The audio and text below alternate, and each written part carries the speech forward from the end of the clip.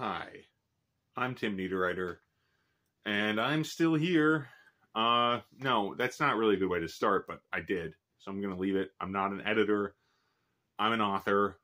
I'm not a video editor, rather. I edit my work, not completely by myself, but whatever, fuck this.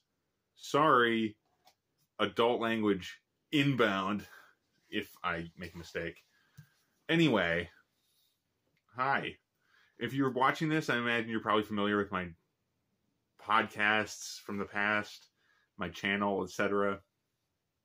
I mean, it's not been much that I posted on YouTube. I've not posted much on this platform, but I think that might be changing going forward. So here I am.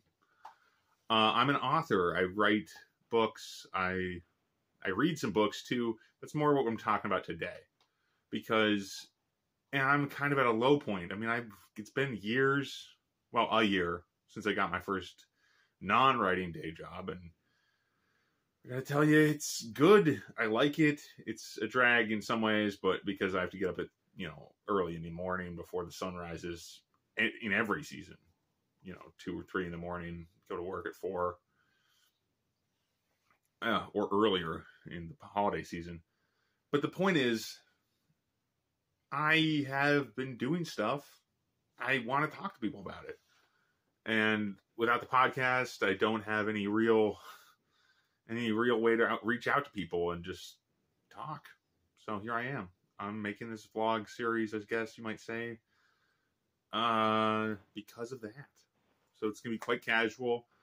And honestly, I have a lot of trouble. I had a lot of trouble figuring out where to shoot this video, but I think I got it. And this is probably where I'm going to shoot most of this type of video.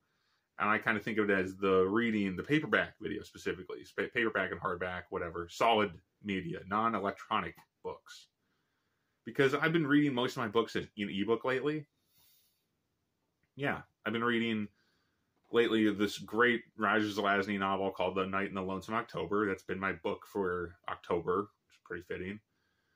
That book is really interesting because it's been written in such a way that you're supposed to read it 1 chapter a day, every day in October. And I've fallen behind on it, but I'm going to get back to it. I'll catch up before Halloween, definitely.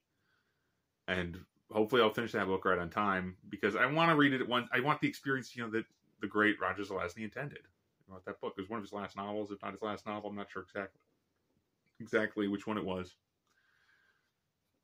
off the top of my head, but he wrote it in the early 90s, and so it's pretty old at this point. But so are all his books at this point, because he didn't last a whole lot longer than that. It's sad to say. But beyond that, I think I need to pick up one of the many hard copy books I have in this house, and I am looking at a few different options here. Which is why I thought a video would make sense instead of just an audio podcast or something like that. So obviously, there's Brandon Sanderson needs a little introduction these days. This is the second Stormlight Archive book, and yeah, I read the first one a few years ago. I liked it. It's still my favorite Brandon Sanderson book. But I'm not sure about reading another 1,000-page book just because it's so long. And frankly, I liked the first one. I thought the first one was good. It had a decent conclusion. It told me enough. And I know most epic fantasy readers don't want to hear that one book could be enough, but I'm not an epic fantasy reader traditionally, or by custom, really. It's not my genre. So I'm not leaning toward that one, but we'll see. I might pick it up. This one, well, no. This one, Dual Memory, I got this at a writer, one of these writer hangouts I've gone to in the Twin Cities area. And I just got this because the cover was cool. I don't even know what it's about, really. It's by Sue Burke. And I think it's not a debut, apparently, judging by the Shannon McGuire quote on the cover. So very impressive as far as getting Shannon McGuire and a bunch of other nice quotes on it. But I think it's science fiction or, dystopian bio-thriller. Could be interesting. It's just one of the ones that was sitting on my night table, so, which is actually where the camera is now, so don't ask to see that. There's actually just more books on it, and then there's the camera on top of them. Then there's Gideon the Ninth. Gideon the Ninth has been very popular on the internet for a while now. And I think I missed the boat on as far as being relevant if I read this and choose to talk about it. But, you know, I do kind of still want to read it. I did the opening, and frankly, the voice wasn't really my thing right off the bat, but I can give it another shot, and I think I probably will like it eventually, if I do. Because voices grow on me a lot in fiction and in real life. I think I have the opposite problem as my twin brother, who generally, well, or at least often, if something's rubbing them the wrong way, it's just going to get worse. And often that's true with a lot of stuff for me, but definitely with the media for him, it's like, seems like he can go from something being like, this is only okay, to being like, this sucks, event over the course of a few months or years. And but speaking of my brother, consider Phlebas, or however you say that, Phlebas. Ian M. Banks, a classic science fiction author, God rest his soul. And this is the first, I think this is the first culture novel? Yeah.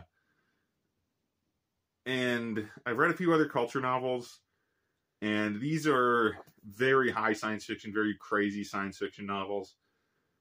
Even today. Like, very few, I haven't read a lot of science fiction that goes past Banks as far as advancements in technology and describing stuff that's out there as far as other civilizations and things like that. So maybe I'll pick that one up. And here's one that I've been meaning to read forever. It's another one my brother recommended to me a long time ago. Guy Gabriel Kay's book, The Lions of Alisan, which is very much my cup of tea. This is the one that's the favorite here, from which book I pick out of these 5. And it's because it's not too long. It is epic fantasy, I guess, but it's also kind of historical fantasy. It's based around the Spanish Reconquista type stuff. Or it's inspired by, right? Because it is a fantasy setting, but it's very much inspired by the Spanish Reconquest, right? The battles they fought against the Muslims in the southern part of Spain. Well, all of Spain. And I forget what century they did that. But, you know, it's basically like the crusade in Spain to retake the country. But this is a book that's much more balanced than that, than the way I just made it sound, because it's about because it has perspective characters who are the equivalent, that their world's equivalent to the Moorish Muslims, and then the equivalent of like the Spanish hero El Cid, and there's a few other characters that have points of view. I've read a little of that book, but it's been forever, so I'll probably start over from scratch. Anyway, let me know what you think about any of those books. Have you read any of them? Or do you think I should pick up one of them, read one of them first? Yeah, let me know down in the comments if you feel like it. So that's been about it. I'm not sure what I'm going to call this series, but I've been off my meds, so that's probably what I'm going to settle on. Author off his meds.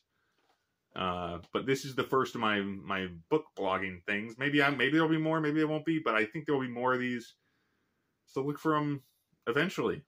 Whenever I drop a new one, I'll let you know. If you hit subscribe, or whatever it is YouTubers do. All right, have a good one. Talk to you later. Bye-bye.